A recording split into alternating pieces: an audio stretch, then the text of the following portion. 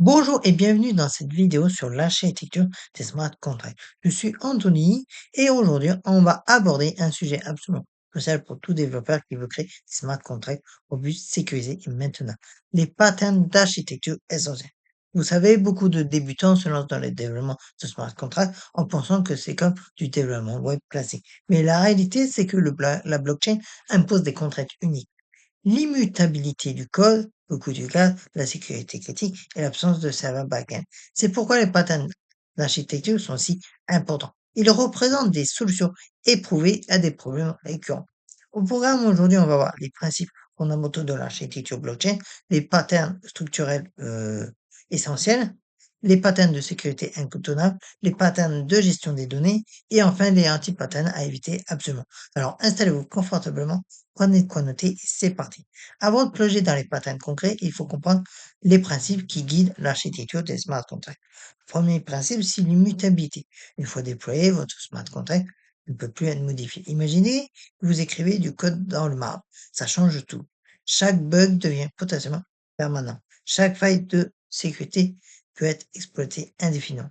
C'est pourquoi on utilise des patterns comme le proxy pattern ou le creditable pattern pour contourner cette limitation. Le deuxième pattern, c'est le coût du gaz, d'exécution, pardon. Chaque opération coûte du gaz. Donc, plus votre code est complet, plus il coûte cher à exécuter. On doit donc optimiser constamment, minimiser les bugs, réduire le stockage, utiliser des types de données efficaces.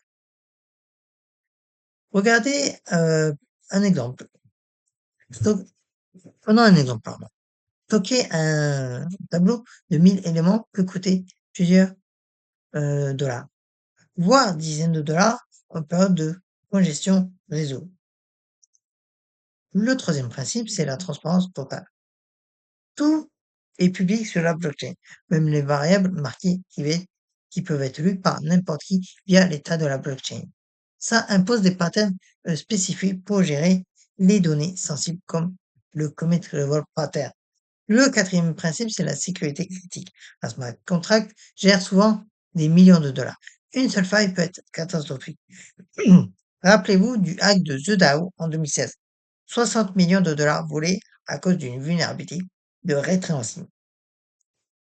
Une bonne architecture de smart contract doit respecter 5 piliers. Le premier, la sécurité. C'est la priorité absolue. On applique le principe de défense en profondeur. Le deuxième pilier, l'efficacité du gaz. Minimiser les coûts pour les utilisateurs. En trois, maintenabilité. Même si le code est immutable, on doit pouvoir le faire évoluer via des patterns adaptés. En quatre, lisibilité. Un code clair réduit les risques d'erreur lors des audits. Et en cinq, la modularité. Pardon. Séparer les responsabilités pour faciliter les tests et la réutilisation. Maintenant qu'on a posé ces bases, voyons les patterns structurels essentiels. Le proxy pattern est la solution au problème d'immutabilité. L'idée, c'est de séparer la logique de stockage des données. Comment ça fonctionne? Vous avez deux contrats, proxy, il stocke les données et délègue les appels, et vous avez l'implémentation, il contient la logique métier. Donc là, je vais vous montrer un contrat proxy simplifié sur VS Code. Donc, techniquement, vous le voyez, mais attention, piège, le delayed call est puissant mais dangereux. Le contexte d'exécution reste celui du proxy. Donc, l'ordre des variables de stockage est critique.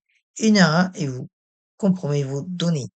C'est pourquoi OpenZeppelin a créé le standard EIP 1967. Il utilise des slots de stockage spécifiques pour éviter les collisions. Quand l'utiliser, eh bien, quand vous savez que votre contrat devra évoluer pour des protocoles complexes comme des DEX ou des protocoles de landing. Mais attention, ça ajoute bien évidemment de la complexité et des coûts en gaz. Le factory pattern permet de créer des multiples instances de contrats de manière standardisée. Hop, je vais vous montrer. Hop, voilà. L'avantage, c'est un déploiement standardisé. Au niveau de la possibilité, vous savez quels contrats ont été créés et une économie de gaz vu que le code de la factory est réutilisé. On utilise ça pour Uniswap déjà, qui utilise ce pattern pour créer des paires de trading, mais aussi pour les plateformes de création de tokens, et pour le système de multisig wallet. Le registry pattern crée un annuaire central où les contrats peuvent se découvrir mutuellement. Je vais vous montrer un exemple. Hop. Pourquoi est-ce utile? Ben, parce que imaginez que vous avez un écosystème de 10 contrats qui interagissent. Sans registry, si vous devez mettre à jour l'adresse d'un contrat, vous devez modifier les 9 autres. Avec un registry, vous changez juste une adresse. Donc, au niveau des bonnes pratiques, utilisez déjà des identifiants bytes 32 pour économiser du gaz. Implémentez des contrôles d'accès stricts, émettez des événements lors des changements. Maintenant, on va voir le module pattern ou satellite pattern.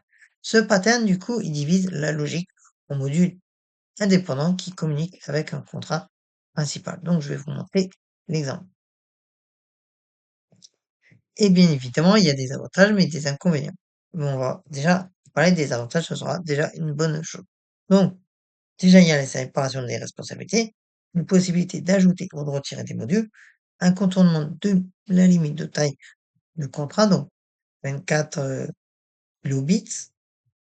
Au niveau des inconvénients, ben déjà une complexité accrue, le coût du gaz plus élevé pour les appels inter-contrats.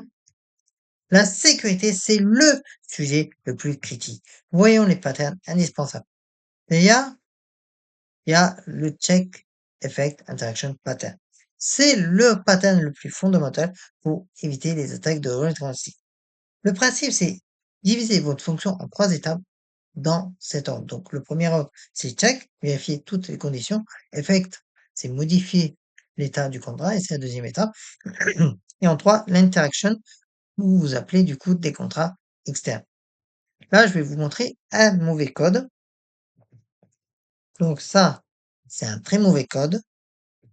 Et là, je vais vous montrer un excellent code.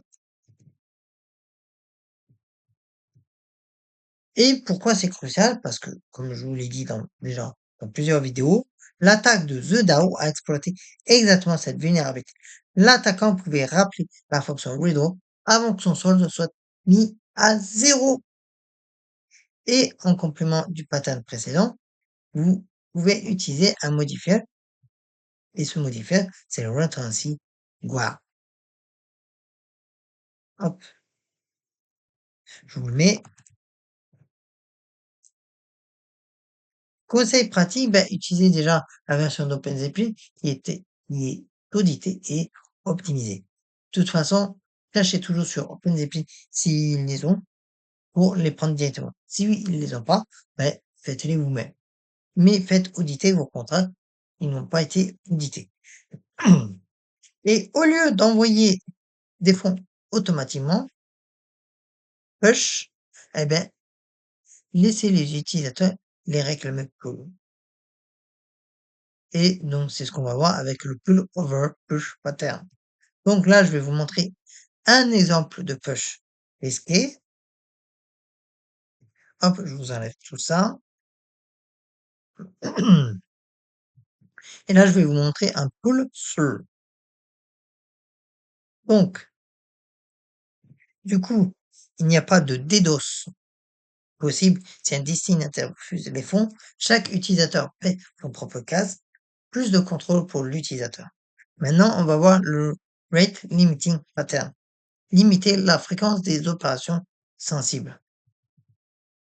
Donc, bien évidemment, il y a 3 cas d'usage. Hop, je vous mets le code.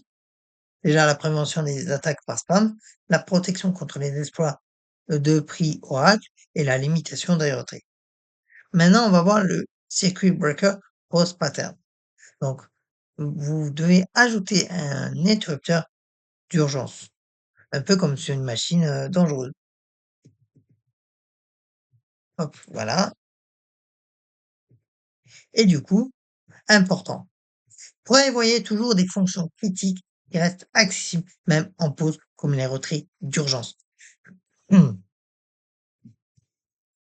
Maintenant, on va voir les patterns de gestion de données et on commence avec l'Eternal Storage Pattern. Ce pattern sépare complètement le stockage de la logique. Je vais vous montrer un exemple. Bien évidemment, comme souvent, il y a des avantages et des inconvénients.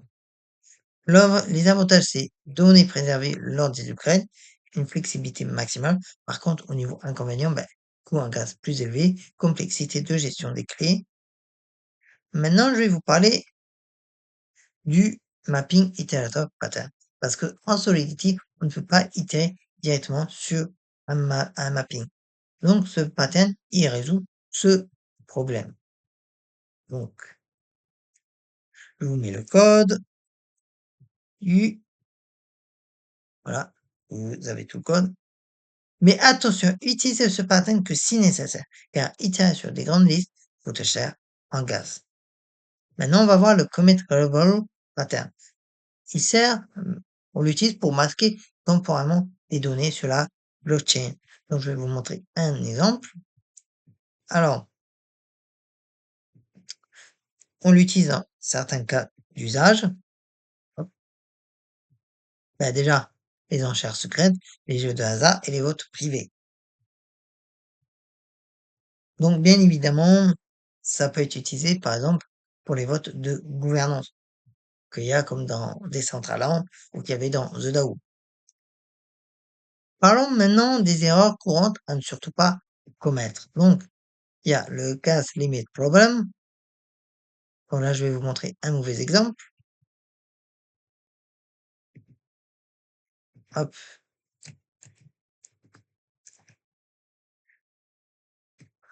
Le problème, si le tableau user grandit trop, la fonction devient inexécutable. D'ailleurs, c'est ce qui m'est arrivé quand j'avais fait une vidéo test et que j'avais préparé la vidéo avant et je me suis rendu compte que ça coinçait. La solution, c'est la pagination, le pull pattern. Donc du coup, même en nom de l'espérance, on ne s'en rend pas compte des fois parce qu'on a tellement la tête dans notre code qu'on ne voit pas. Donc, c'est toujours bien quand ça nous dit, ça ne fonctionne pas parce que c'est trop important, l'utilisation du gap. Ensuite, il y a l'utilisation de X origin. Donc là, je vais vous montrer encore un anti-pattern, mauvais exemple. Pourquoi c'est dangereux? Parce que tout simplement TX origin donne l'adresse de l'initiateur original de la transaction, pas l'appel en direct. Un attaquant peut créer un contrat malveillant qui vous fait appeler cette fonction. Donc, utilisez toujours message sender. C'est pour, c'est pas pour rien qu'on utilise tout le temps message.sender. Maintenant, le bloc H pour la randomité. Donc, je vous mets le bout de code. Le problème, les mineurs contrôlent partiellement le bloc H et peuvent manipuler le résultat avec ce code. Donc, utilisez un link VRF ou un système commit level. Maintenant, les timestamps pour la logique critique. Hop. Donc, la solution pour ça, c'est d'utiliser des blocs numbers ou accepter la légère imprécision. Maintenant, on va voir le type variable backing mal utilisé. Parce que Solidity optimise le stockage en groupant les variables de moins de 32 bits. Mais attention à l'ordre, c'est crucial. Je vais vous montrer un double exemple, mauvais exemple et bon exemple. Vous voyez, là, c'est très mauvais parce que c'est n'importe quoi. Alors que là, c'est bon. Et voilà, on a fait le tour des patterns essentiels pour l'architecture de Smart Contract. Récapitulons les points clés.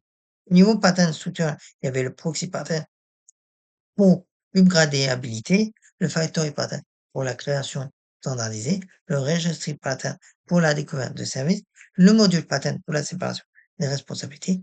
Au niveau des patterns de sécurité, il y a le check effect interaction, votre meilleur ami contre la rétrécie, le overpush, où vous laissez les utilisateurs contrôler leur fond, le rate limiting, où, où ça permet de prévenir les abus, le circuit breaker, où vous préparez au pire, les patterns de données, vous avez Eternal Storage, la pérennité des données, le mapping itératoire, quand vous devez vraiment itérer, le commit retrieval pour les informations sensibles. Et n'oubliez jamais la sécurité avant tout. Optimisez le gaz, mais pas au détriment de la clarté. Testez, auditez, puis testez encore. La simplicité est une vertu. Pour aller plus loin, je vous recommande la doc d'OpenZeppelin avec les patterns audités et prêts à l'emploi, les rapports d'audit de Trail of Bits et Consensus Diligence, le site SWC Registry pour les vulnérabilités connues aussi. Et si cette vidéo vous a plu, pensez à liker et à vous abonner. Et on verra prochainement comment combiner ces patterns dans une architecture complète de protocoles DeFi. Et n'hésitez pas à poser vos questions en commentaire, j'y réponds régulièrement. Merci de m'avoir suivi et à très bientôt pour de nouvelles vidéos sur la blockchain.